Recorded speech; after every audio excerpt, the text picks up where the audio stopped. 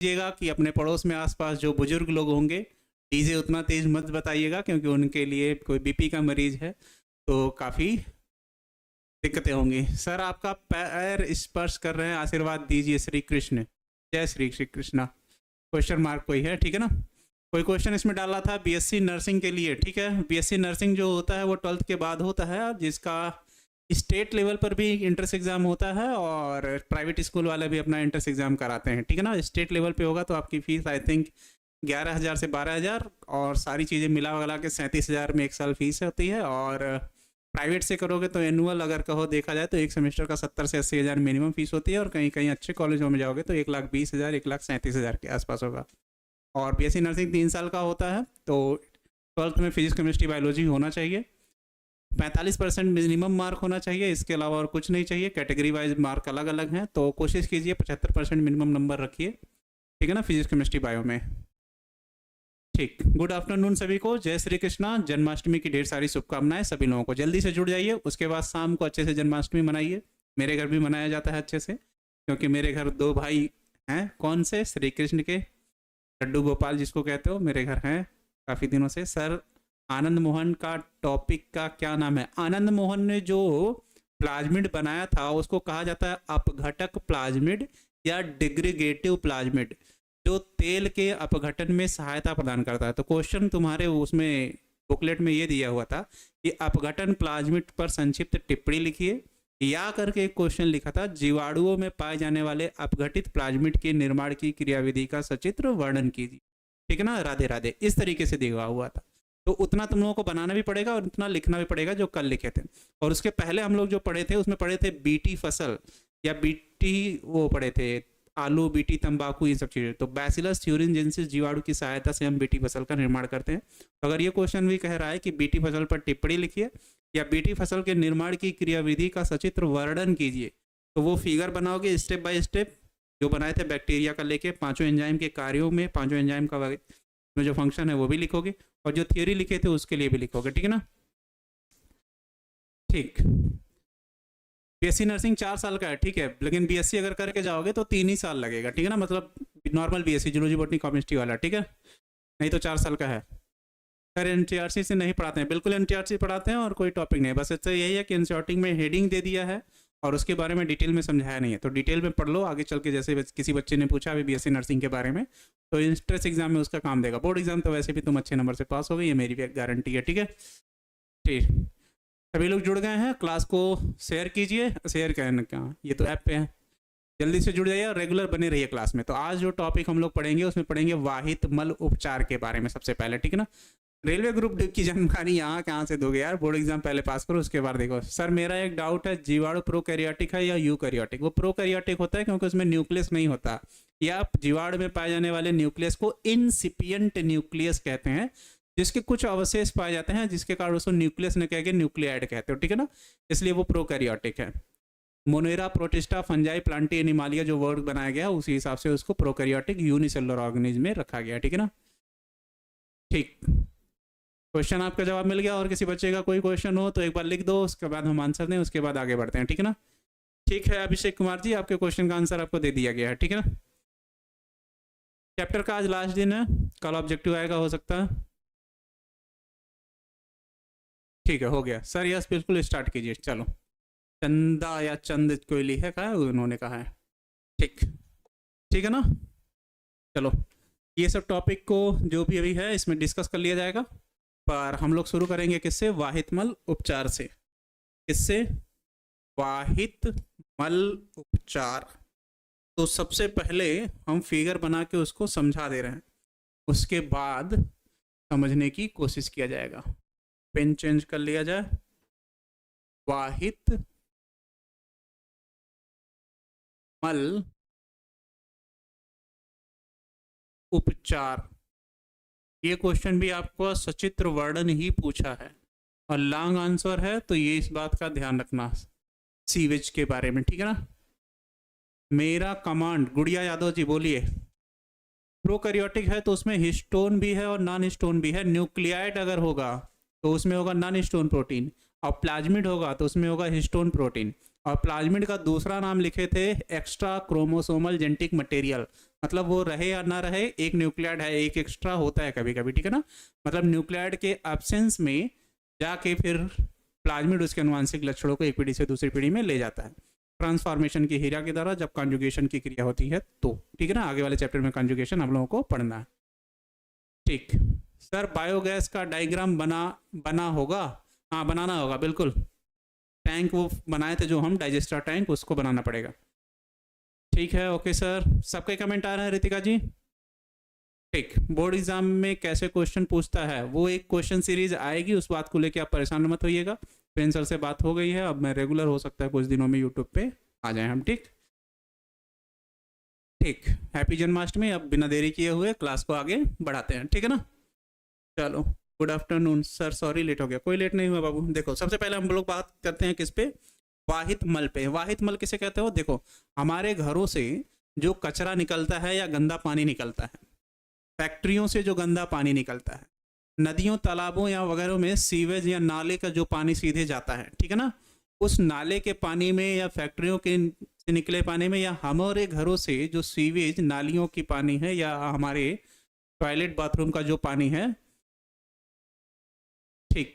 आप कमेंट पे ध्यान कम देना है, ठीक है ना, सभी को जय श्री रास्ते। अब सीधे आते हैं, जो पानी है वो नदी में डायरेक्ट प्रवाहित किया जाता है या किसी ऐसे जलाशय में प्रवाहित किया जाता है जहाँ का पानी या तो स्थिर है या वहाँ का पानी क्या हो रहा है, एक जगह एक डायरेक्शन में फ्लो हो रहा है। तो उससे होगा क्या, जब प्रदूषित पानी को या दूषित पानी को हम किसी जलाशय में मिलाएंगे तो उस जलाशय में bacteria, virus, fungi, algae, protozoa, इन सब की मात्रा लगातार क्या होगी, बढ़ती जाएगी। तो बढ़ने के कारण क्या होगा, उस पानी में घुलनशील जो ऑक्सीजन है, मतलब जल में घुलित जो ऑक्सीजन है, उसकी मात्रा लगातार क्या होती जाएगी, कम होती जाएगी। तो जलीय जीव जो होंगे वो उनको ऑक्सीजन चाहिए ही, जैसे मछलियां वगैरह, तो वो ऑक्सीजन की कमी के कारण मरने लगती हैं। जैसे अब तुम एग्जाम्पल के तौर पे क्या करो, एक्वेरियम सब लोग समझी रहो, जिसमें मछली को डाल के रखते हैं घर पे सजावट के रूप में, अगर तुम उसके पानी को 1-2 दिन तक ना बदलो तो मछली उसमें मर जाएगी। रीजन क्या है कि जो पानी है उसमें जो ऑक्सीजन है वो घुलित मात्रा में पाया जाता है, घुला हुआ पाया जाता है। तो जब मछली सांस ले रही है तो जल से गलफड़ों के द्वारा वो ऑक्सीजन लेती रहती है और उस पानी में क्या छोड़ती है, सांस छोड़ने की क्रिया में कार्बन डाइऑक्साइड। तो उस जल में कार्बन डाइऑक्साइड की मात्रा बढ़ जाती है और ऑक्सीजन का लेवल क्या होता है, घट जाता है। तो अगर तुम उस पानी को चेंज नहीं करोगे तो उससे होगा क्या कि ऑक्सीजन की कमी के कारण मछली क्या होगी, मर जाएगी। तो वैसे ही जब वाहित मल जो होता है या कचरा होता है समंदर में या नदी में या तालाब में कहीं छोड़ा जाता है, तो उस पानी को कुछ हद तक साफ करके डालना चाहिए, जिसके कारण जल प्रदूषण की क्रिया क्या हो, कम हो, जिससे हमारे जल में बीओडी, बायोलॉजिकल ऑक्सीजन डिमांड की मात्रा क्या हो, बनी रहे, उसका लेवल घटे ना, जिससे जलीय जीव क्या हो, सुरक्षित रहे। सबका कमेंट आ रहा है, ठीक है ना, ठीक। तो कह रहा है कि बायोलॉजिकल ऑक्सीजन डिमांड। तो वाहित मल उपचार के बारे में आज हम लोग पढ़ेंगे। तो कह रहा है कि कैसे उपचारित करते हो, तो वाहित मल सबसे पहले तो समझ गया क्या है। अब अगर कह रहा है इसको उपचार किया कैसे जाता है, इसको शुद्ध कैसे किया जाता है, इसको 3 स्टेप में शुद्ध करते हो, ठीक है ना। पहला स्टेप, दूसरा स्टेप, तीसरा स्टेप। पहला फिजिकल है, मतलब उसको रासायनिक रूप से नहीं कर सकते हो। दूसरा क्या है, रासायनिक रूप से है। और तीसरे स्टेप में हम उसको इतना शुद्ध कर पाते हैं कि उसको हम खेत में पानी के लिए उपयोग कर सके या किसी अन्य जलाशय में पानी का उपयोग कर सके, ताकि उसका दैनिक जीवन में उपयोग किया जा सके। राधे राधे सर जी, ठीक है। सर कैलेंडर कब मिलेगा, कैलेंडर आप लोगों के जारी हो गया है। मेरे अपनी पर्सनल जिम्मेदारी पे अगर छुट्टियां जितना हम लोग अनुमान लगाए हैं उससे कम हुई या उतनी हुई तो मेरा सिलेबस 15 अक्टूबर तक, अगस्त सितंबर अक्टूबर, हाँ 15 अक्टूबर तक या 1-2 दिन मान लो एक्स्ट्रा, उस जाते जाते खत्म हो जाएंगे, ठीक है ना। तो इस बात का लिए पूरा ध्यान रखो। Sorry sir ji, I am very late, नहीं ठीक है, सब लोग जुड़ गए हैं एक बार। चलो अब आते हैं सीधे टॉपिक पर, वाहित मल उपचार। तो स्टेप बाय स्टेप हम लोग क्या करते हैं, बनाते चलना। तो सबसे पहले कह रहा है कि मान लो कह रहा है कि कोई नदी है, क्या है ये, नदी है, ठीक, रिवर या नदी है। तो इसमें जो कचरा भरा हुआ है वहां से उसको एक पाइप के द्वारा एक टैंक में इकट्ठा किया जाएगा। मान लो कह रहा है कि ये टैंक ए है, ठीक है ना। एक टैंक में सबसे पहला काम क्या है, इकट्ठा किया जाए। उस जल को क्या कर रहा हूं, इसमें इकट्ठा कर रहा हूं, ठीक। इतनी बात समझ में आ गई। अब इस जल में बहुत से कार्बनिक,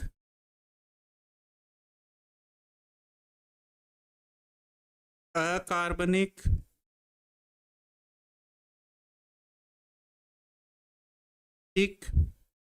प्लास्टिक,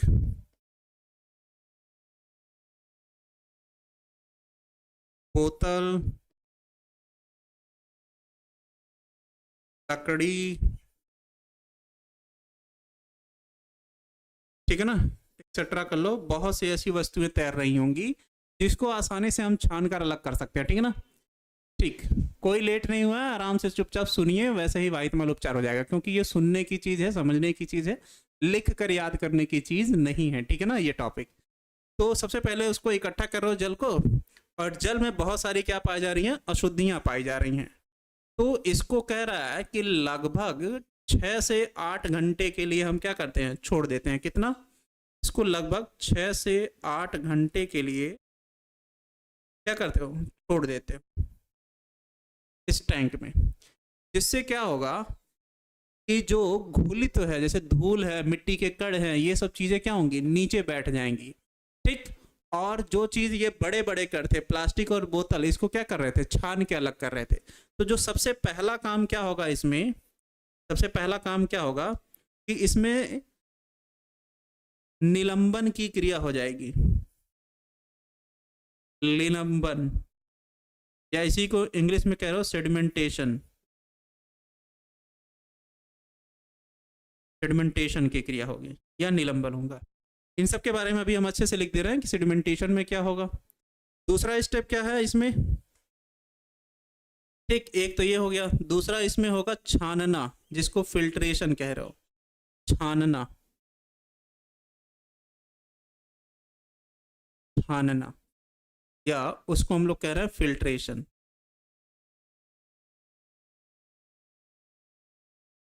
ठीक। अब इसमें क्या कर लिए, इसको अलग जलाशय में, जलाशय में कह रहे हैं, टैंक में ले जाएंगे, इसको अलग टैंक में ले जाएंगे, ऐसे। एक और बनाओ, अभी जहाँ मिटाने की जरूरत पड़ेगी हम लोग मिटा लेंगे, ठीक है ना। चलो यहाँ अभी फिलहाल जरूरत है तो इतनी दूर का हम मिटा ले रहे हैं। और दूसरी चीज, यहाँ पर भी एक जरूरत है हमको मिटाने की, तो यहाँ पर भी हम क्या कर रहे हैं, इसको मिटा ले रहे हैं, और इसको ले जा रहे हैं हम लोग किसी और टैंक में। अभी बता रहे हैं कि इसका क्या करना है,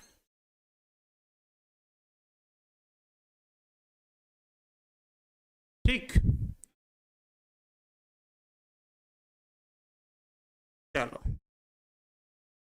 यहाँ तक समझ में आ गया, बनाते चलना एकदम साथ में, और स्टेप बाय स्टेप अच्छे से समझते चलो।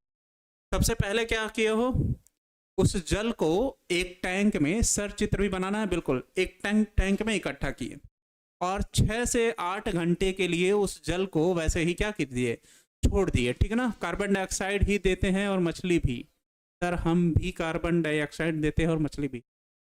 पौधे और जंतु श्वसन की क्रिया में ऑक्सीजन गैस ग्रहण करते हैं और कार्बन डाइऑक्साइड गैस छोड़ते हैं। उस कार्बन डाइऑक्साइड को केवल पौधे श्वसन की क्रिया में ग्रहण करते हैं और प्रकाश संश्लेषण की क्रिया द्वारा उससे क्या करते हैं, भोजन बनाते हैं। इस बात का एकदम ध्यान रखना, ठीक है ना। ठीक, चलो आगे फिर क्या कह रहा है कि सबसे पहले जलाशय को हम क्या करते हैं, जल को इकट्ठा करते हैं 6 से 8 घंटे के लिए। तो जो धूल वगैरह या मिट्टी के कण वगैरह होंगे, ठीक है ना, वो नीचे क्या होंगे, बैठ जाते हैं।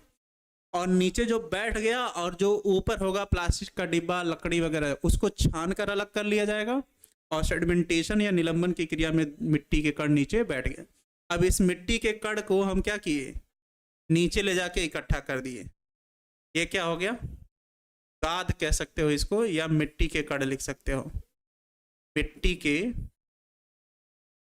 कण, मिट्टी के कण। दूसरे स्टेप में क्या किए, उसमें जो बड़ी आकार की वस्तुएं थे उसे छानकर क्या कर लिए, अलग कर लिए। अब अलग करने के बाद जो शेष जल बचा उसको क्या किए, इकट्ठा कर लिए यहाँ पे। अलग करने के बाद जो शेष जल बचा उसको इकट्ठा कर लिए, ये जल, ठीक। अब इस जल में तुम क्या कराओगे, रासायनिक, ये तो हो गया भौतिक, ये भौतिक क्रिया हो गई क्योंकि ये तो दिखाई देगी। और अगला स्टेप जो आएगा, ये तो पहला था, दूसरा इसको कहोगे रासायनिक क्रिया।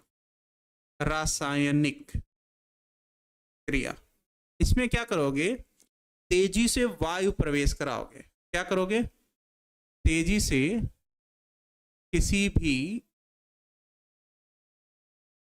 क्या कराओगे, वायु प्रवेश कराओगे।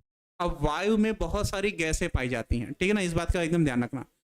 वायु में बहुत सारी क्या पाई जाएंगी, गैसें। अब उस गैस में नाइट्रोजन भी हो सकता है, हाइड्रोजन भी हो सकता है, ऑक्सीजन भी हो सकता है, अमोनिया, हाइड्रोजन सल्फाइड, ये सारी गैसें हो सकती हैं, ठीक है ना। ठीक है, चलो CH4 भी लिख सकते हैं, हो तो गया, मेथेन वगैरह, ये सारी गैसें भी हो सकती हैं जब प्रवेश कराओगे। तो इसके अंदर बैक्टीरिया वायरस जो भी थे, इसमें क्या था, बैक्टीरिया वायरस या पैथोजन। पैथोजन मतलब जो रोग फैलाने का कार्य कर। सर पहले थ्योरी लिख दीजिए तब चित्र बनाइए, पहले चित्र से समझ लो फिर थ्योरी बना लेना, ठीक है ना। ठीक ठीक, आगे फिर कह रहा क्या, इसमें रासायनिक क्रिया कराओगे, तो रासायनिक क्रिया कराने के कारण क्या होंगे, ये सारे जीव धीरे धीरे क्या होंगे, उसमें नष्ट होने लगेंगे। अब जो शेष जल बचेगा, इस जल को दोबारा तुम क्या करोगे, किसी और टैंक में भेजोगे। क्या कर रहे हो, किसी और टैंक में भेज रहा हो। ठीक, अब इस टैंक में लाने के बाद सबसे पहला काम, इसमें क्लोरीन गैस प्रोवाइड करवाओगे। क्लोरीन गैस मिलाते हैं। अब क्लोरीन गैस मिलाने का काम क्या है, देखो ज़्यादा डिटेल में ना पढ़ो, बोर्ड एग्जाम में जितने में तुमको पूरा नंबर मिल जाए फिगर चित्र सहित उतने से ही फोकस करो, ठीक है ना। इसमें क्या करोगे, ठीक है वाहिद जी, इसमें पूरे तरीके से क्या मिलाओगे, क्लोरीन गैस। घर पे देखते होगे अक्सर जब जल को इकट्ठा किया जाता है पानी टंकी में या बाल्टी में, तो उसमें क्लोरीन की गोली डाली जाती है। क्लोरीन की गोली डालने से क्या होता है, उसमें जो ठोस पदार्थ होते हैं वो नीचे बैठ जाते हैं, और बैक्टीरिया वायरस फंजाई जो भी होता है उनमें प्रचुरोद्भवन की क्रिया क्या होती है, रुक जाती है। सर आपका पढ़ाया हुआ स्पीड बहुत अच्छा लगता है, आप समझाने में समझ में आ जाता है, ठीक है ना। एकदम आराम से सुनो, कहानी याद हो जाएगी, ज़्यादा डिटेल में पढ़ने की उतनी कोशिश मत करो, ठीक है ना। अभी बोर्ड एग्जाम के लेवल पे ही पढ़ो। क्लोरीन गैस मिलाई जाती है जिसके कारण जल क्या हो जाता है, शुद्ध हो जाता है। जल कैसा हो जाएगा, शुद्ध हो जाएगा, जल हो जाएगा शुद्ध। ठीक, अब सुनो, यहाँ पर भी कुछ अपशिष्ट पदार्थ निकले हुए थे, यहाँ पर भी कुछ अपशिष्ट पदार्थ क्या होंगे, निकलेंगे, तो उसको भी किसी एक टैंक से ले आकर क्या करोगे, चलो यहाँ दूसरा टैंक बना लो, जरूरी नहीं है कि एक ही टैंक में सारी चीज़ें की जा रही हों, एक टैंक में भी कर सकते हो, आकार बड़ा हो तो उससे कोई फर्क नहीं पड़ेगा, लेकिन अगर तुम्हें दिया गया है इस तरीके से तो अलग से अलग बना ही लो। चलो इसके पाइप को भी इसी में क्या कर रहे हो, जोड़ दे रहे हो, ठीक कुछ इस तरीके से, और उसे ले आ रहे हो किसी एक टैंक में फिर से, और यहाँ पर उसको क्या कर लिए, इकट्ठा कर लिए, यहाँ से ले आके, यहाँ से ले आकर उसको भी क्या कर दिए, इकट्ठा कर लिए। अब इसका उपयोग जो होगा, इसको निकाल कर तुम क्या करते हो, खाद के रूप में भी कर सकते हो, या उर्वरक के रूप में कर सकते हो, के रूप में, उर्वरक के रूप। रीजन NPK, अभी आपको हम समझा दे रहे हैं इतनी चीज़ों को, पहले एक एक वर्ड समझ लो। NPK, जब आप यूरिया जो बोरा आता है खेत में डालने के लिए, उस पर लिखा होता है, हम याद नहीं कर रहे हैं, कैसे याद करें प्लीज़ बताइए। किसी भी चीज़ को याद करने की कोशिश करोगे तो धीरे धीरे वो भूल जाएगा, तो सुनना, बोलना, पढ़ना, लिखना, ये 4 स्टेप हम अच्छे से बताए थे, उस पर ज़्यादा फोकस करो, जितना हम बोल रहे हैं उतना सुनो, कहानी की तरह पहले याद करने की कोशिश करो, ठीक है ना। ठीक, NPK यूरिया के बोरे पे लिखा होता है, तो N का मतलब है नाइट्रोजन, P का मतलब क्या है, कोई मुझे बताएगा, फास्फोरस, और K का मतलब क्या है, पोटेशियम। तो नाइट्रोजन भी होता है, पोटेशियम भी होता है, और फास्फोरस भी होता है, और उस बोरे पे लिखा होता है नाइट्रोजन 46%, अब एक चीज बताओ मुझे कि वायुमंडल में तो नाइट्रोजन सबसे अधिक है, तो हम उसको बाहर से क्यों पौधे को दे रहे हैं?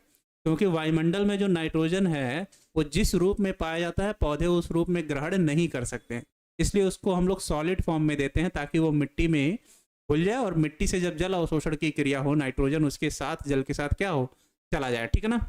अब सुनो इतनी कहानी। सबसे पहले कह रहा है कि वाहित मल उपचार के लिए क्या कर रहा हो, नाले के पानी को या नदी के पानी को या किसी भी जलाशय के पानी को हम एक टैंक में इकट्ठा करते हैं, और उस टैंक में इकट्ठा करने के बाद उसे 6 से 8 घंटे के लिए क्या करते हैं, छोड़ देते हैं, जिसके कारण उस जल में जो घुलित पदार्थ है जैसे बालू, मिट्टी के कण या अन्य पदार्थ निलंबन की क्रिया के द्वारा उस टैंक की पेदी में नीचे की तरफ क्या होते हैं, बैठ जाते हैं। ठीक।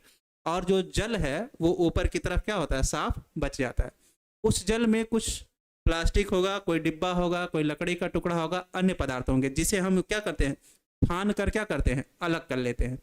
शेष जल को किसी दूसरे टैंक बी में या किसी भी नामकरण कर सकते हो स्थानांतरित किया जाता है, जिसमें रासायनिक क्रिया द्वारा वायु प्रवाहित की जाती है, जिसमें वायु के साथ hydrogen sulphide, nitrogen, hydrogen, oxygen, methane, ammonia, ये सब सारी चीजें धीरे धीरे क्या होती है, फास्फोरस, हाँ ठीक है, प्रवाहित होने लगता है। ठीक है ना। सर बोरे पर लिखा रहता है हुक्का प्रयोग ना करें क्योंकि प्लास्टिक का है, फट जाएगा। ठीक है ना।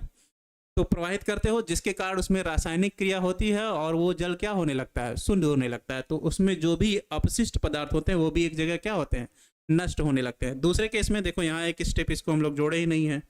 ठीक है ना। दूसरे स्टेप में क्या करोगे, यहाँ भी एक नली हम लोगों को बनानी पड़ेगी। दूसरे स्टेप में क्या करोगे, यहाँ से भी इसमें आके मिल जाएगा। दूसरे स्टेप में क्या कर रहा हो, अगले स्टेप में उस जल को किसी तीसरे टैंक सी में ट्रांसफर कर रहा हो, जिसके कारण क्या हो रहा है, उस जल में हम लोग क्लोरीन गैस प्रवाहित करते हैं, जिसके कारण जल पूरी तरीके से क्या हो जाता है, शुद्ध हो जाता है। और इन सभी क्रियाओं में जो अपशिष्ट पदार्थ निकलते हैं उनको किसी एक तीसरे या चौथे टैंक में इकट्ठा किया जाता है, जिसमें नाइट्रोजन, फास्फोरस और पोटेशियम की मात्रा अधिक होती है, जिसकी सहायता से हम उसको खाद के रूप में या किसी गड्ढे को भरने के लिए करते हैं। ठीक है ना। इतनी बात समझ में आ गई। ठीक है। आयुष जी कोई बात नहीं, आज सोएंगे कल रोएंगे, कोई बात नहीं इस बात से। 25 से 30 का जो एज होता है, या आप लोग जिस एज में हैं, देखो मेरी तो 25 से 30 के बीच में, ठीक है ना। आप लोग जिस एज में हैं उस एज में अगर खुद को संभालेंगे नहीं तो वो आपके लिए ही नुकसानदायक होगा। इतने बच्चे अगर लाइव होके पढ़ रहे हैं, उसमें अगर एक दो टॉपर तो सभी निकलेंगे नहीं, एक दो ही निकलेंगे, तो एक दो को बाकियों से कंपेयर ना कीजिए। अगर आपको नींद आ रही है तो सो जाइए, अपने आप को आराम दीजिए, कोई बात नहीं, हो सकता है आपको शाम को दही अंडे खेलना हो। ठीक है ना। चलिए कोई बात नहीं, अच्छे से पढ़िए बाकी लोग। ठीक है, चुपचाप सुने कहानी। पहला स्टेप क्या था, निलंबन, छानना। दूसरे स्टेप में रासायनिक क्रिया। तीसरे स्टेप में क्लोरीन गैस प्रवाहित करना। किसी किसी बुक में इसको तीसरा स्टेप नहीं लिखा है, दूसरे वाले में ही इंक्लूड कर दिया, लेकिन आप लोग 3 स्टेप में लिखिएगा। ठीक है ना। प्राथमिक, द्वितीयक और तृतीयक।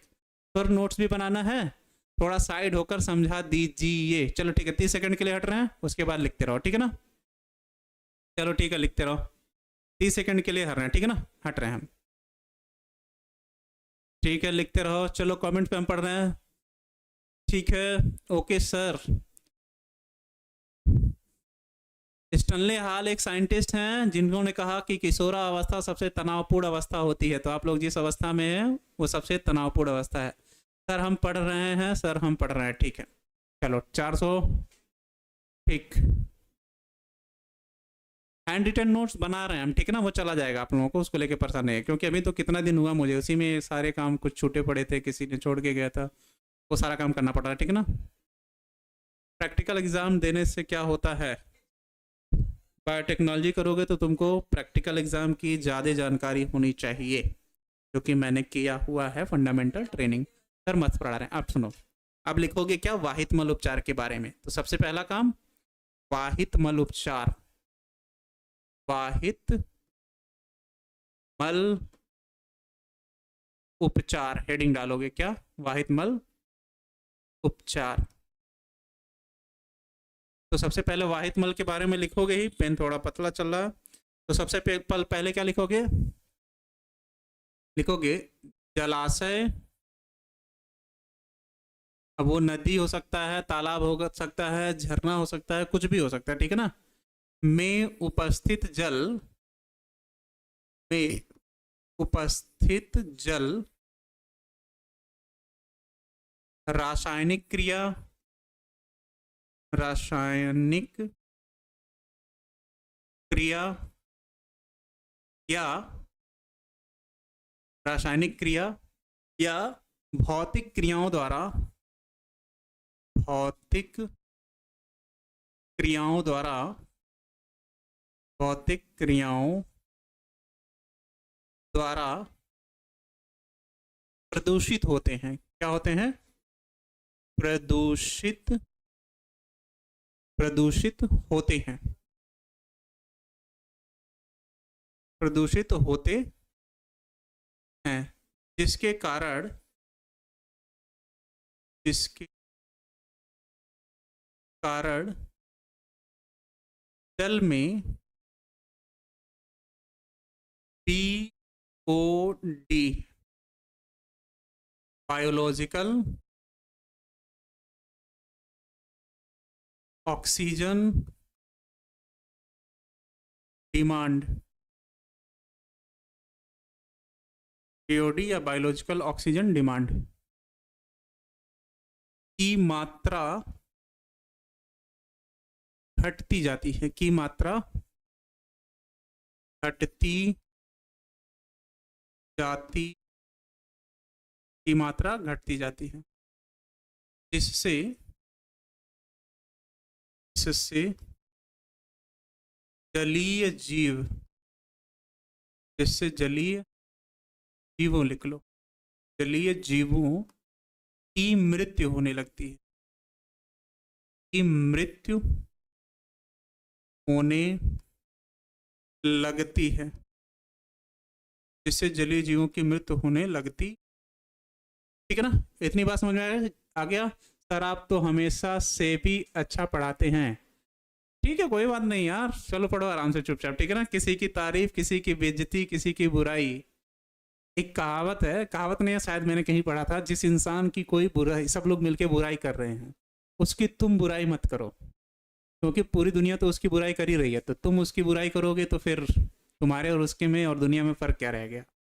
और कह रहा है कि यदि तुम किसी की बुराई कर रहे हो तो एक बार पीछे पलट के देख लो कि बाकी लोग उसकी बुराई क्यों नहीं कर रहे हैं, क्या पता हमारे अंदर ही कमी हो, ठीक है ना।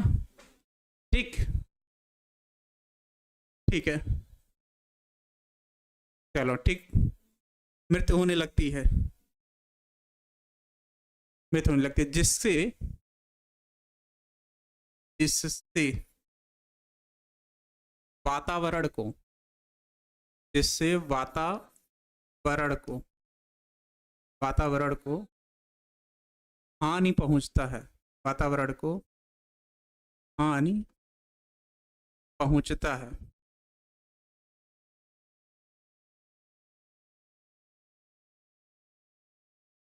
हो गया? पहुंचता है। यह हमारे दैनिक जीवन, यह हमारे दैनिक जीवन के लिए भी, के लिए भी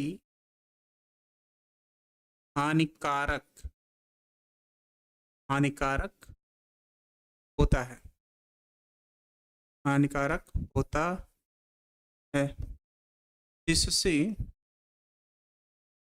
बचने के लिए, बचने के लिए वाहित मल को,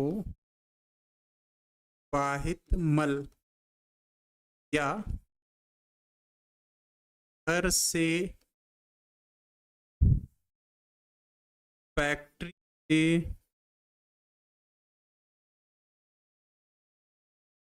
निकलने वाले,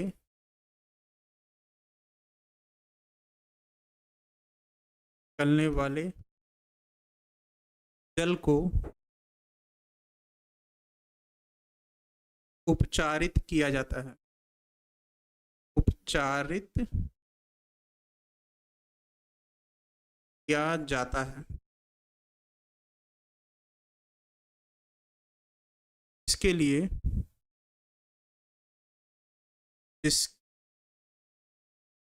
लिए तीन विधियां, तीन चरण लिख लो, तीन चरण अपनाए जाते हैं, अपनाए जाते हैं। पहला है प्राथमिक प्रावस्था, प्राथमिक प्रावस्था। दूसरा है द्वितीयक प्रावस्था, द्वितीयक प्रावस्था। तीसरा है तृतीयक प्रावस्था, तृतीयक प्रावस्था। इतनी चीजें लिख लोगे।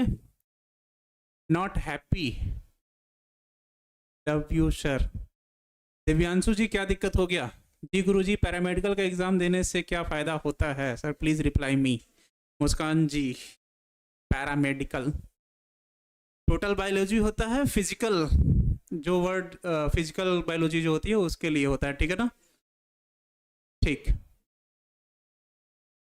जी गुरुजी, आपका रेल पटरी से नीचे उतर रहा है, कोई बात नहीं, ठीक है। नहीं सोएंगे सर, कुछ बनना है। Thank you Ayush ji. Sir जी, चलो ठीक है, अच्छे से पढ़ रहा हूँ, ठीक। आगे बढ़ जाए। पहला क्या लिखोगे? प्राथमिक प्रावस्था। पहला लिखोगे प्राथमिक, प्राथमिक प्रावस्था, प्राथमिक प्रावस्था या प्राइमरी फेज भी लिख सकते हो, ठीक है ना? प्राथमिक प्रावस्था में क्या कर रहे हो? इस क्रिया में, इस क्रिया में जलाशयों में उपस्थित जल, जलाशयों में उपस्थित, उपस्थित जल को किसी टैंक, किसी टैंक, अब मान लो पहला टैंक ए माने थे, में इकट्ठा किया जाता है, में इकट्ठा किया जाता है, इकट्ठा किया जाता है, इसके पश्चात, इसके पश्चात दो स्टेप, चरण लिख लो, दो चरण उपयोग में लाए जाते हैं, उपयोग में लाए जाते हैं, लाए जाते हैं। पहला क्या मानोगे? चलो समझ में आ रहा है ना एकदम अच्छे से? 12 के बाद क्या, ठीक है, ठीक। हाँ साथ में लिखोगे तो अच्छी मानो, अच्छा होगा। पहला क्या मानोगे? पहला क्या था? सेडिमेंटेशन। क्या था? कहाँ गया? यही था ना, निलंबन या सेडिमेंटेशन। पहला था निलंबन। निलंबन में क्या कर रहे हो? लिखो, इसमें क्या लिखोगे? जल को, जल को 6 से 8 घंटे के लिए, घंटे के लिए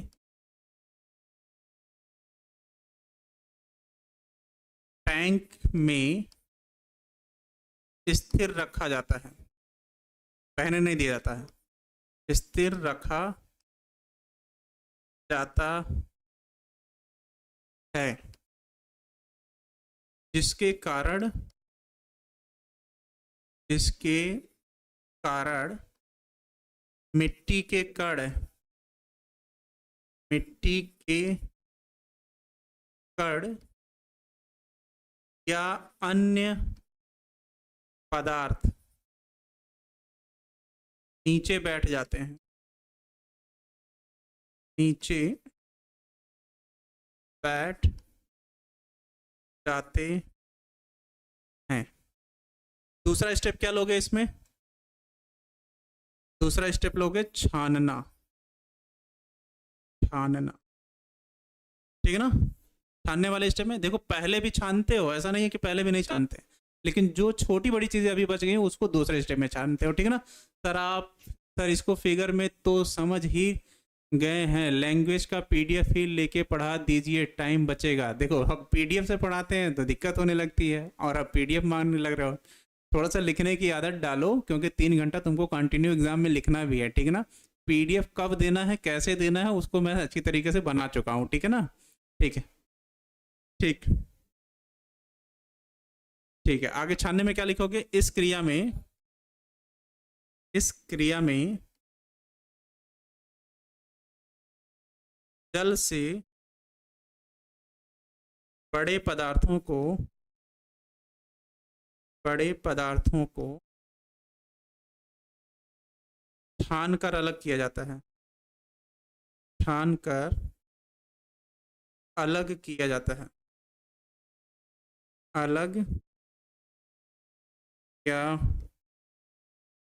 जाता है। जैसे प्लास्टिक, लकड़ी, एक्सेट्रा, और भी चीज़ें होंगी। तो ये हो गया प्राथमिक वाला, ठीक। दूसरे स्टेप में क्या करोगे? द्वितीयक वाले में दूसरा स्टेप क्या हो जाएगा? द्वितीयक प्रावस्था। द्वितीयक प्रावस्था में क्या करोगे? द्वितीयक प्रावस्था में क्या कर रहे थे? रासायनिक क्रिया करा रहे थे। हाँ, यहाँ एक लाइन अगर लिखना चाहो तो लिख सकते हो। यह सब, यह दोनों एक भौतिक क्रिया होती है। यह दोनों चरण, यह दोनों चरण भौतिक, यह दोनों चरण भौतिक चरण होते हैं, चरण होते हैं, ठीक है ना। ये एक रासायनिक क्रिया होगी। इसमें क्या लिखोगे? यह एक रासायनिक, रासायनिक क्रिया होती है, क्रिया होती है, ठीक, जिसमें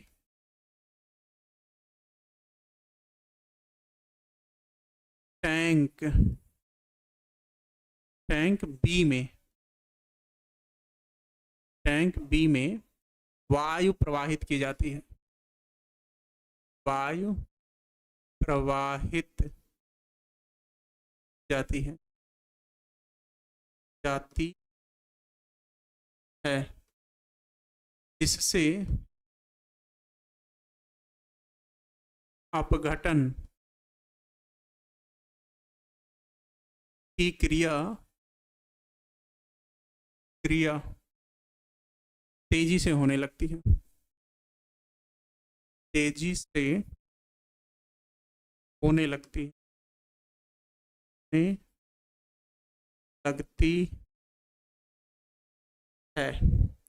और तीसरे स्टेप में क्या लिखोगे?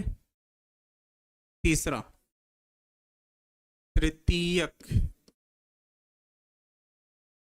प्रावस्था। तीसरे स्टेप में क्या लिखोगे? इस क्रिया में, इस क्रिया में जल में ऑक्सीजन गैस, ऑक्सीजन नहीं, क्लोरीन गैस, क्लोरीन गैस प्रवाहित की जाती है, प्रवाहित जाती, इससे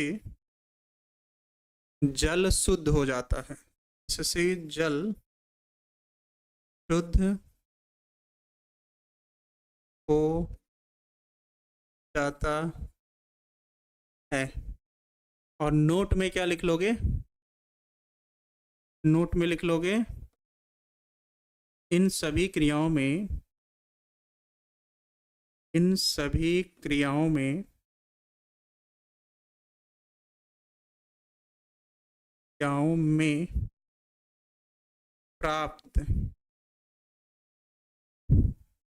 प्राप्त पदार्थ में नाइट्रोजन, पोटेशियम और फास्फोरस की मात्रा अधिक होती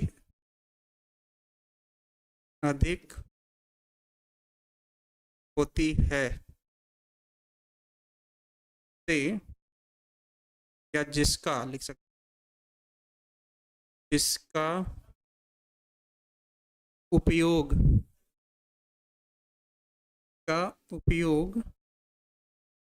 उर्वरक के रूप में किया जाता है। उर्वरक के रूप में किया जाता है, इससे ज़्यादा लिखोगे तब भी जितने नंबर का क्वेश्चन है उतना ही नंबर मिलेगा, इससे कम लिखोगे तो दिक्कत है। न ज़्यादा बढ़ा चढ़ के लिखना है, न ज़्यादा कम लिखना है, ठीक है ना। इतनी चीज़ें तो आपको लिखनी ही पड़ेंगी, इस बात का तो विशेष ध्यान रखिएगा, ठीक है। सर आप आज पढ़ाए तो उसमें एग्जाम में क्वेश्चन कैसे पूछेगा वो मैं समझा दूंगा, ठीक है ना। उस बात को लेकर परेशान मत रहो, अभी जो सामने है उस पर ध्यान दो। 2017 से मैं पढ़ा रहा हूँ, 1 मई से, और 2017 1 मई को मैंने इंटर कॉलेज जब ज्वाइन किया था, ठीक है ना। तब से जितने भी बोर्ड एग्ज़ाम हुए हैं इस साल तक की बात कर रहा हूँ मैं, ठीक है ना, जो पिछले 2024 में हुआ, तब से मैंने कोरोना का टाइम छोड़ दो हर बोर्ड एग्ज़ाम में ड्यूटी की है, और कॉपी चेक करने गए हुए हैं हम बोर्ड एग्ज़ाम में, ठीक है ना। तो उसकी चिंता ना करो, मुझे पहले से अंदाज़ा है कि कितने नंबर आते हैं, तो हम लोगों ने कैसे नंबर दिए हैं, कैसे एग्ज़ाम होगा, कैसे क्वेश्चन का आंसर लिखना है, तो उन सब चीज़ों को लेकर परेशान ना रहो। तुमसे ज़्यादा परेशानी का विषय ये मेरे लिए है, क्योंकि अभी तो तुम लोग बोर्ड एग्ज़ाम में बैठे नहीं हो, वहाँ के प्रेशर को झेले नहीं हो, और रही बात तो 3 घंटे कंटिन्यू लिखे नहीं हो। तो सबसे ज़रूरी चीज़ है, तुम चैप्टर को याद करके क्या करोगे जब तुमको लिखने ही नहीं आएगा। तुमको सारी चीज़ें याद हो, तुम टाइम पे ना लिख पाओ, टाइम पे फिगर ना बना पाओ, तो ये तुम्हारे लिए ही नुकसानदेह होगा, क्योंकि वहाँ पे टाइम लिमिटेड है, ठीक है ना। उस बात को समझाओ कि 3 घंटे तुम प्रैक्टिस करो, खुद नहीं बैठ सकते तो तुम 3 घंटे एक जगह बैठो और 3 घंटे कंटिन्यू लिखो, कुछ क्वेश्चन लेके लिखो, देखो तुमको प्रेशर कैसा फील होता है, ठीक है ना। तो उस बात को लेके परेशान ना रहो, ठीक है ना। सर चैप्टर कब खत्म हो? चैप्टर आज खत्म है, जो भी छोटी मोटी चीज़ें बचेंगी उसको बाद में डिस्कस कर लिया जाएगा, ठीक। जी सर, ठीक है। सर जी हम यूपी बोर्ड से हैं, तो दी बेटर है, हम यूपी बोर्ड में ही पढ़ाए हुए हैं अभी तक, ठीक है ना। बिहार बोर्ड तो यूपी बोर्ड से अगर देखा जाए तो लगभग मिलता जुलता ही सिलेबस है, ठीक है ना, क्योंकि एनसीईआरटी पूरे हर जगह सेम ही है। लेकिन सर आप तो यूपी बोर्ड का चेक करते है ना, तो को क्या बात हुआ, वहाँ पे सिलेबस बदल जाएगा। एनसीईआरटी तो हर जगह सेम हुई ना, बस यहाँ पे फ़र्क ये है कि 50% ऑब्जेक्टिव, 50% सब्जेक्टिव। वहाँ पे दिक्कत ये है कि वहाँ पे केवल 5 क्वेश्चन आते हैं 100 नंबर के पेपर में ऑब्जेक्टिव, बाकी सब थियरी लिखनी होती है। तो सोच लो लिखने का तरीका, लिखने का आइडिया और कॉपी चेक करने का तरीका, एक्सपीरियंस मेरे पास है 7 सालों का लगभग, ठीक है ना। तो इस बात को लेके परेशान ना रहो, ठीक। इतना रोज़ लिखते हैं, कोई बात नहीं, अपने लिए पढ़ रहा हो, किसी दूसरे के लिए नहीं पढ़ रहा हो, ठीक है ना, अपनी ज़िंदगी बेहतर बनाने के लिए पढ़ रहा हो, ठीक। एग्जाम में टाइम का पता नहीं चलता, वही तो कह रहे हैं। देखो लॉन्ग आंसर जितने भी आने हैं, तुमको हर लॉन्ग आंसर पे फिगर के साथ 13 से 14 मिनट ही देना है, लिखने में भी और बनाने में भी। तो इस बात का प्रैक्टिस करते रहो, ठीक है ना। जी सर जी, ठीक। हम एक बार में 5 घंटा बैठ जाते हैं, लकी हो कि तुम बैठ जाते हो, ठीक है। चलो इतनी बातें आप समझ लोगे अच्छे से। लिखने का तरीका तो अगर पूछ लिया वाहित मल उपचार पे, तो ये फिगर बनाओगे, उसके बाद इतना वाहित मल के बारे में लिखोगे, उसके प्राथमिक, द्वितीयक और तृतीयक स्टेप के बारे में लिखो।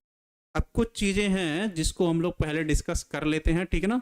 जो पीछे था, सर हटिए ना, ठीक है, 1 मिनट के लिए नहीं, 30 सेकंड के लिए हट रहे हैं, क्योंकि उसमें उतना ज़्यादा नहीं है, कुछ आप लोगों ने पहले से लिखा होगा, ठीक है, ठीक है। सर जी आप कॉपी चेक किए थे, वाओ, तो इसमें बड़ी बात क्या है, आप जब खुद पढ़ाएंगे तब खुद आपकी ड्यूटी लगेगी, बोर्ड एग्जाम में ड्यूटी लगेगी, हर जगह लगेगी, ठीक है ना। सर बहुत पढ़ते हैं लगता है कुछ पढ़ा ही नहीं हो, एग्ज़ाम में सब याद आ जाएगा क्या क्या पढ़े हो, ठीक है ना। ठीक है राकेश जी, ठीक हो गया होगा अब। प्रीति यादव जी कमेंट इग्नोर नहीं कर रहे हैं, ठीक है ना। आप क्वेश्चन लिखिए, क्वेश्चन का आंसर देंगे। सिलेबस का कैलेंडर मिल जाएगा जल्दी ही, बन के दे दिया गया है प्रिंस सर को, किसी दिन आप लोगों को समझा देंगे वो। हाँ लेट तो है मोहन गोस्वामी जी, आप काफ़ी लेट हैं, ठीक है ना। ठीक है सुमन जी साथ में आप लिख रही हैं, अच्छी बात है, पर ज़्यादा ध्यान रखिए फोकस पे, ये तो पीडीएफ आपको बाद में मिल जाएगा। ठीक ठीक है, समझ लो हम छुट्टी पे हैं, यहाँ आए हैं 5-6 साल के लिए, हम यहीं हैं अब। ठीक है वे, चलो अब आते हैं टॉपिक पे। ठीक, जो मुझे थोड़ा सा शुरू में समझाना था, ये वाला मानव कल्याण में सूक्ष्म जीव, समझाना क्या था, हम इसको थोड़ा पढ़ा ही चुके हैं, तो इस बात को बस याद दिलाने की बात है। आप लोगों ने बीटी फसल को निर्माण की क्रियाविधि अच्छे से पढ़ी हुई है, बैसिलस थ्यूरिनजेंसिस, जिसमें 5 एंजाइम का हम लोग उपयोग कर रहे थे, तो उसका नाम मैं एक बार यहाँ लिख दे रहा हूँ। 5 एंजाइम का पहला था कौन सा, लिटिक, दूसरा कौन सा था, रिस्ट्रिक्शन इंडो एंजाइम लिख लो, जो 2 प्रकार का था। तीसरा था डीएनए लाइगेज, चौथा था कौन सा, क्लोरैम्फेनिकॉल,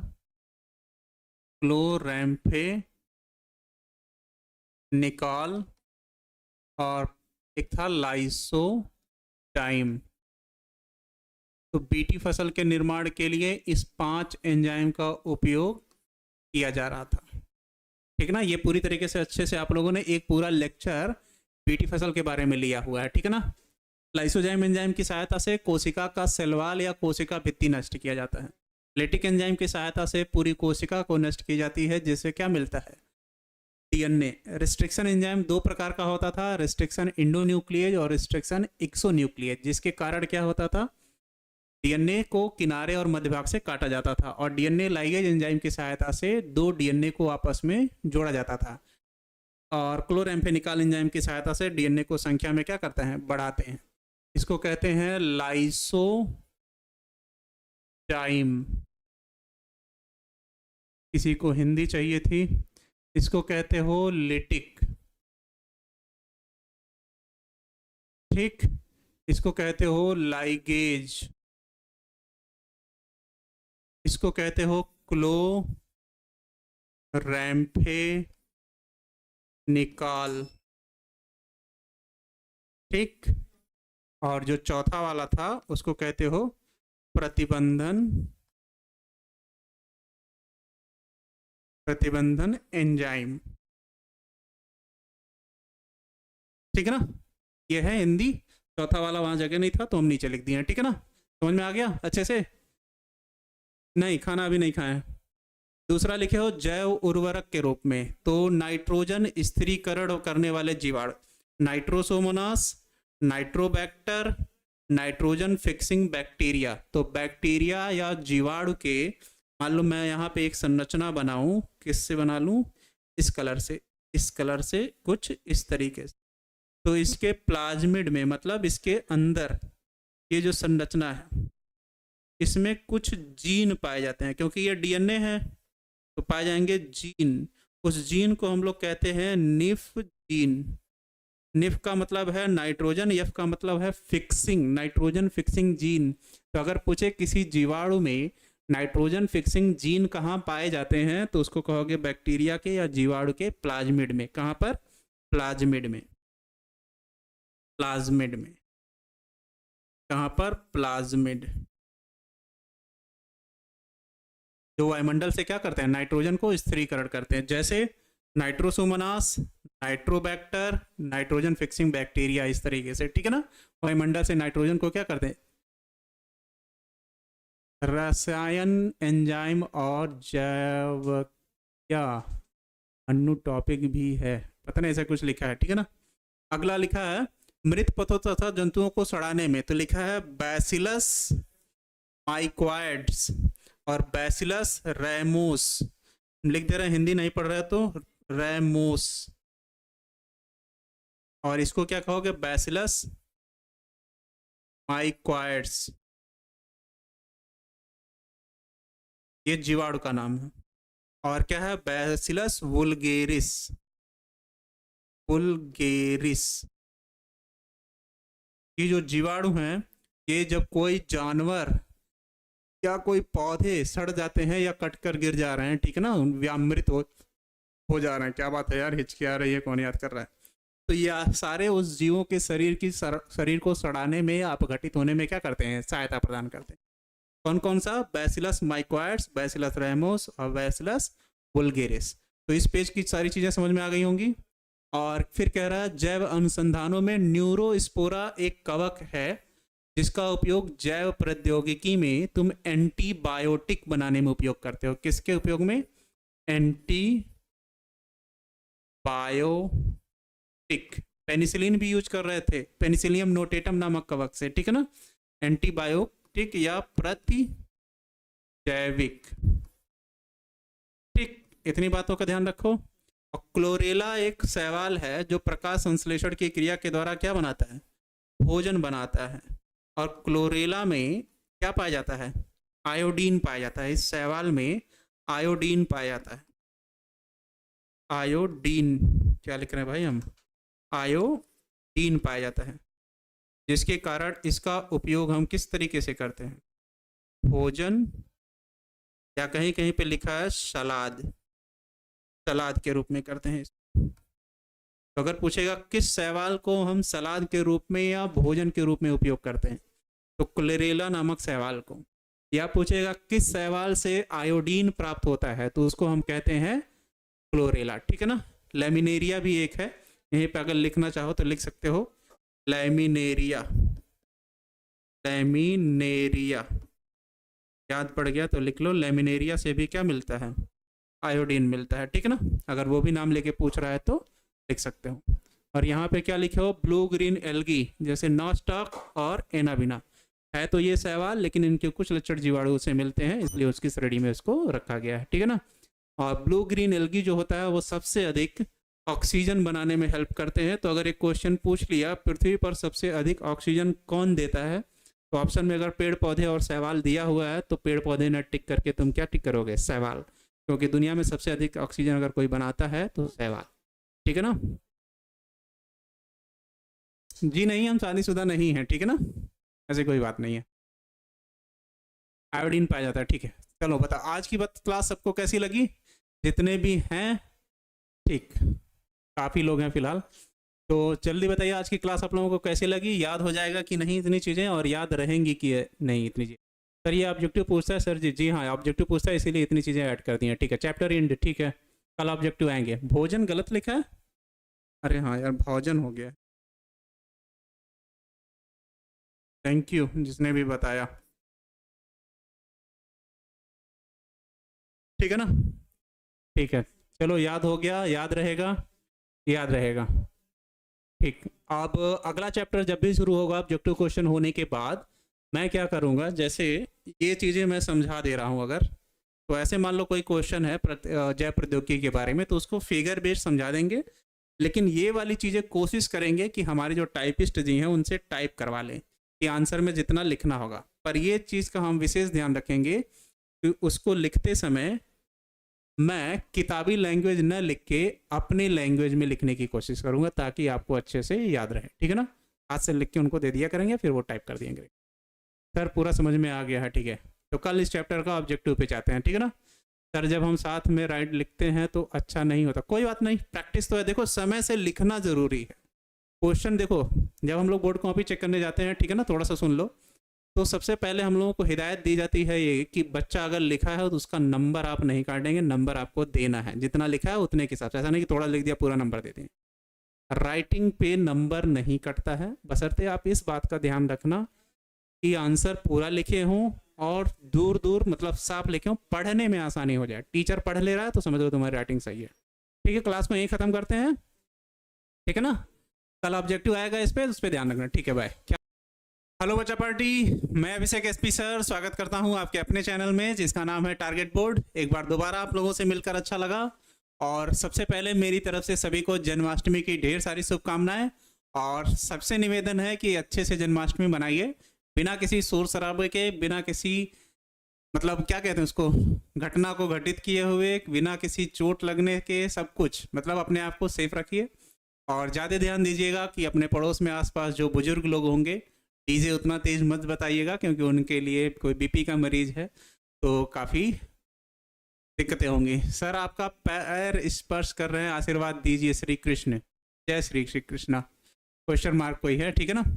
कोई क्वेश्चन इसमें डाला था बीएससी नर्सिंग के लिए, ठीक है। बीएससी नर्सिंग जो होता है वो 12th के बाद होता है, जिसका स्टेट लेवल पर भी इंट्रेंस एग्जाम होता है और प्राइवेट स्कूल वाले भी अपना इंट्रेंस एग्जाम कराते हैं, ठीक है ना। स्टेट लेवल पे होगा तो आपकी फीस आई थिंक 11,000 से 12,000 और सारी चीज़ें मिला के 37,000 में एक साल फीस होती है। और प्राइवेट से करोगे तो एनुअल अगर कहो देखा जाए तो एक सेमेस्टर का 70 से 80,000 मिनिमम फीस होती है और कहीं कहीं अच्छे कॉलेजों में जाओगे तो 1,20,000 1,37,000 के आसपास होगा। और बीएससी नर्सिंग 3 साल का होता है तो 12th में फिजिक्स केमिस्ट्री बायोलॉजी होना चाहिए, 45% मिनिमम मार्क होना चाहिए, इसके अलावा और कुछ नहीं चाहिए। कैटेगरी वाइज मार्क अलग अलग हैं तो कोशिश कीजिए 75% मिनिमम नंबर रखिए, ठीक है ना, फिजिक्स केमिस्ट्री बायो में। ठीक, गुड आफ्टरनून सभी को, जय श्री कृष्णा। जन्माष्टमी की ढेर सारी शुभकामनाएं सभी लोगों को। जल्दी से जुड़ जाइए, उसके बाद शाम को अच्छे से जन्माष्टमी मनाइए। मेरे घर भी मनाया जाता है अच्छे से क्योंकि मेरे घर 2 भाई हैं, कौन से, श्री कृष्ण के लड्डू गोपाल जिसको कहते हो, मेरे घर हैं काफ़ी दिनों से। सर आनंद मोहन का टॉपिक का क्या नाम है? आनंद मोहन ने जो प्लाज्मिड बनाया था उसको कहा जाता है अपघटक प्लाज्मिड या डिग्रीगेटिव प्लाज्मिड, जो तेल के अपघटन में सहायता प्रदान करता है। तो क्वेश्चन तुम्हारे उसमें बुकलेट में ये दिया हुआ था कि अपघटन प्लाज्मिड पर संक्षिप्त टिप्पणी लिखिए, या करके एक क्वेश्चन लिखा था जीवाणुओं में पाए जाने वाले अपघटित प्लाज्मिड के निर्माण की क्रियाविधि का सचित्र वर्णन कीजिए, ठीक है ना। राधे राधे, इस तरीके से दिया हुआ था। तो उतना तुम लोगों को बनाना भी पड़ेगा और उतना लिखना भी पड़ेगा जो कल लिखे थे। और उसके पहले हम लोग जो पढ़े थे उसमें पढ़े थे बीटी फसल या बीटी, वो पढ़े थे आलू, बीटी, तंबाकू, ये सब चीज़ें। तो बैसिलस थ्यूरिनजेंसिस जीवाणु की सहायता से हम बीटी फसल का निर्माण करते हैं। तो अगर ये क्वेश्चन भी कह रहा है कि बीटी फसल पर टिप्पणी लिखिए या बीटी फसल के निर्माण की क्रियाविधि का सचित्र वर्णन कीजिए, तो वो फिगर बनाओगे स्टेप बाय स्टेप जो बनाए थे बैक्टीरिया का लेके, 5 एंजाइम के कार्यों में 5 एंजाइम का में जो फंक्शन है वो भी लिखोगे और जो थियोरी लिखे थे उसके लिए भी लिखोगे, ठीक है ना। ठीक, बीएससी नर्सिंग 4 साल का है, ठीक है, लेकिन बीएससी अगर करके जाओगे तो 3 ही साल लगेगा, ठीक है ना। मतलब normal BSc zoology botany chemistry वाला, ठीक है, नहीं तो 4 साल का है।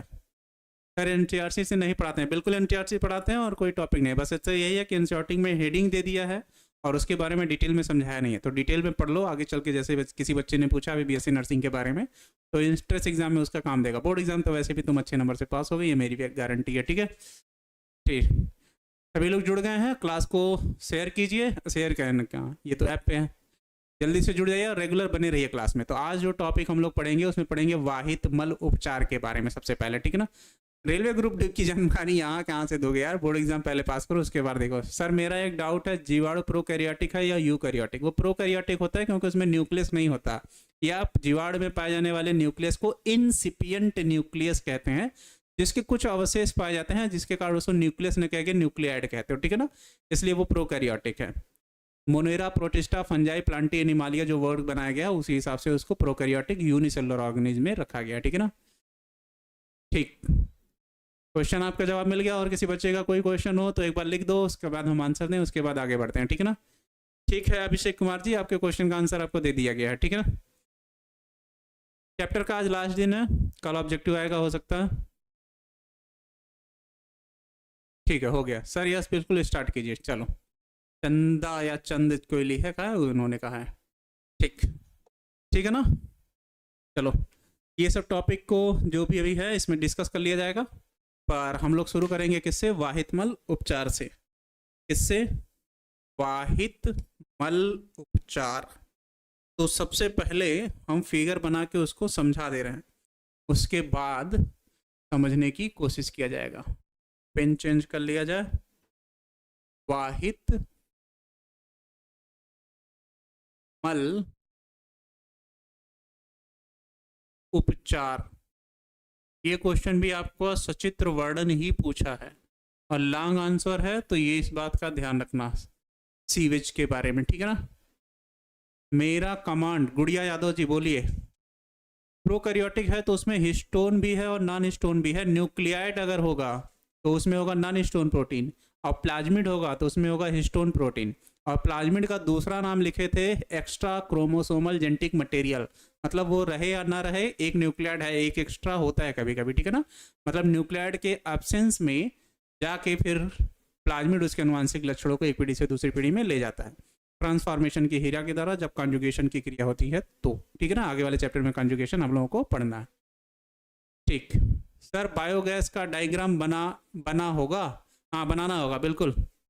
टैंक वो बनाए थे जो हम, डाइजेस्टर टैंक, उसको बनाना पड़ेगा, ठीक है। ओके सर, सबके कमेंट आ रहे हैं रितिका जी, ठीक। बोर्ड एग्जाम में कैसे क्वेश्चन पूछता है, वो एक क्वेश्चन सीरीज आएगी, उस बात को लेकर आप परेशान मत होइएगा।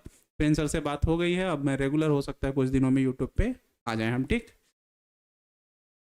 ठीक। हैप्पी जन्माष्टमी। अब बिना देरी किए हुए क्लास को आगे बढ़ाते हैं, ठीक है ना। चलो, good afternoon sir, sorry late हो गया। कोई लेट नहीं हुआ बाबू। देखो सबसे पहले हम लोग बात करते हैं किस पे, वाहित मल पे। वाहित मल किसे कहते हो, देखो हमारे घरों से जो कचरा निकलता है या गंदा पानी निकलता है, फैक्ट्रियों से जो गंदा पानी निकलता है, नदियों तालाबों या वगैरह में सीवेज या नाले का जो पानी सीधे जाता है, ठीक है ना, उस नाले के पानी में या फैक्ट्रियों के से निकले पानी में, या हमारे घरों से जो सीवेज नालियों की पानी है, या हमारे टॉयलेट बाथरूम का जो पानी है,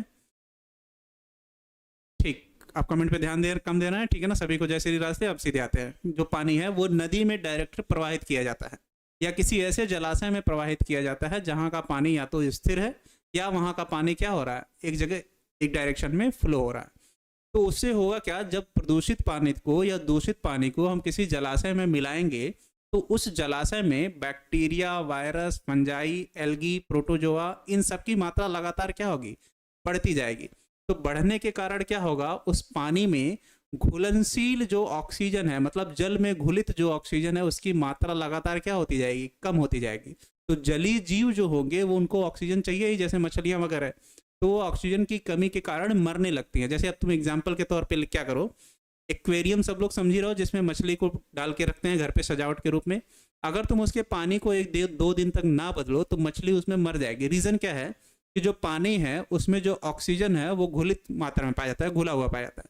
तो जब मछली सांस ले रही है तो जल से गलफड़ों के द्वारा वो ऑक्सीजन लेती रहती है, और उस पानी में क्या छोड़ती है सांस छोड़ने की क्रिया में, कार्बन डाइऑक्साइड। तो उस जल में कार्बन डाइऑक्साइड की मात्रा बढ़ जाती है और ऑक्सीजन का लेवल क्या होता है, घट जाता है। तो अगर तुम उस पानी को चेंज नहीं करोगे तो उससे होगा क्या कि ऑक्सीजन की कमी के कारण मछली क्या होगी, मर जाएगी।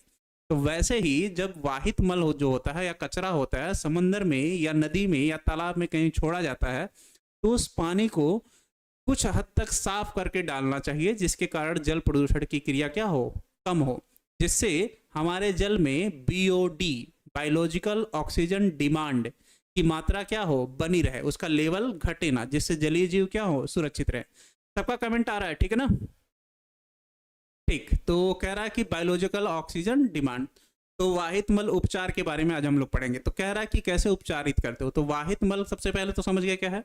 अब अगर कह रहा है इसको उपचार किया कैसे जाता है, इसको शुद्ध कैसे किया जाता है, इसको 3 स्टेप में शुद्ध करते हो, ठीक है ना। पहला स्टेप, दूसरा स्टेप, तीसरा स्टेप। पहला फिजिकल है, मतलब उसको रासायनिक रूप से नहीं कर सकते हो। दूसरा क्या है, रासायनिक रूप से है। और तीसरे स्टेप में हम उसको इतना शुद्ध कर पाते हैं कि उसको हम खेत में पानी के लिए उपयोग कर सके, या किसी अन्य जलाशय में पानी का उपयोग कर सके, ताकि उसका दैनिक जीवन में उपयोग किया जा सके। राधे राधे सर जी, ठीक है। सर कैलेंडर कब मिलेगा, कैलेंडर आप लोगों के जारी हो गया है। मेरे अपनी पर्सनल जिम्मेदारी पे अगर छुट्टियां जितना हम लोग अनुमान लगाए हैं उससे कम हुई या उतनी हुई तो मेरा सिलेबस 15 अक्टूबर तक, अगस्त सितंबर अक्टूबर, हाँ 15 अक्टूबर तक, या 1-2 दिन मान लो एक्स्ट्रा, उस जाते जाते खत्म हो जाएंगे, ठीक है ना। तो इस बात का लिए पूरा ध्यान रखो। Sorry sir ji, I am very late. नहीं, ठीक है, सब लोग जुड़ गए हैं एक बार। चलो अब आते हैं सीधे टॉपिक पर, वाहित मल उपचार। तो स्टेप बाय स्टेप हम लोग क्या करते हैं, बनाते चलना। तो सबसे पहले कह रहा है कि मान लो कह रहा है कि कोई नदी है, क्या है ये, नदी है, ठीक, रिवर या नदी है। तो इसमें जो कचरा भरा हुआ है वहां से उसको एक पाइप के द्वारा एक टैंक में इकट्ठा किया जाएगा। मान लो कह रहा है कि ये टैंक ए है, ठीक है ना। एक टैंक में सबसे पहला काम क्या है, इकट्ठा किया जाए। उस जल को क्या कर रहा हूं, इसमें इकट्ठा कर रहा हूं। ठीक, इतनी बात समझ में आ गई। अब इस जल में बहुत से कार्बनिक,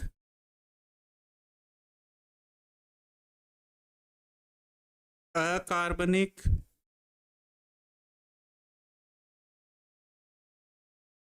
एक प्लास्टिक,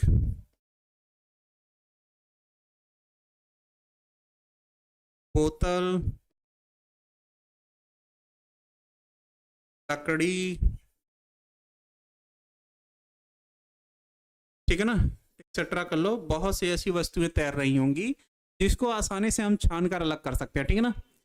ठीक, कोई लेट नहीं हुआ है, आराम से चुपचाप सुनिए, वैसे ही वाहितमल उपचार हो जाएगा, क्योंकि ये सुनने की चीज है, समझने की चीज है, लिख कर याद करने की चीज नहीं है, ठीक है ना ये टॉपिक। तो सबसे पहले उसको इकट्ठा कर रहे हो जल को, और जल में बहुत सारी क्या पाई जा रही है,